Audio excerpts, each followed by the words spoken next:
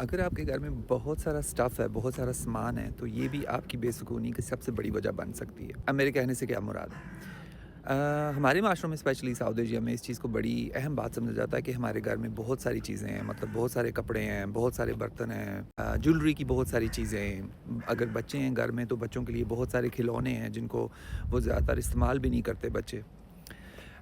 इसी तरह हर चीज़ का बहुत ज़्यादा स्टफ़ इकट्ठा हुआ होता है। कुछ घरों में तो ये हालत होती है कि लोगों ने मतलब अपनी चीज़ें जो श्रंक्स होती हैं, दीवारें होती हैं, उन पे लटकाई हुई हैं या बहुत ज़्यादा पेंटिंग्स होना घर में, हर जगह कोई ना कोई पेंटिंग लगी हुई है।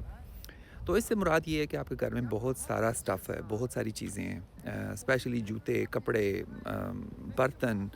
अम, तो प्लीज़ इस चीज़ पे बहुत ख़्याल रखें कि अगर आपको अपना ज़हनी सुकून चाहिए तो ये साइंटिफिकली भी प्रूवन है कि जब घर में बहुत ज़्यादा चीज़ें होती हैं उससे इंसान को ज़्यादा से ज़्यादा बेसुकूनी होती है, क्योंकि आपका माइंड जो होता है, आपका ब्रेन जो होता है वो उसे एक चैलेंज की तरह ट्रीट करता है, उसे एक अनफिनिश्ड बिज़नेस की तरह ट्रीट करता है। तो ऑफ़ कोर्स इससे इंसान को बेसुकूनी, एंग्ज़ायटी और डिप्रेशन बढ़ता है। सवाल अब ये आता है कि लोगों को अपनी चीज़ें बहुत प्यारी होती हैं और वो उसे छोड़ना नहीं चाहते, तो अब कैसे इसको हल किया जाए इस मसले को? तो एक आम हल जो इसका बताया जाता है वो ये कि अगर आपसे हो सके तो वो सारे कपड़े या वो सारी चीज़ें जो आपने पिछले 1 साल से नहीं इस्तेमाल की, तो उसका बहुत ज़्यादा चांस है कि आप आगे भी इस्तेमाल नहीं करेंगे, तो आप उन्हें डोनेट कर दें, दूसरों को दे दें।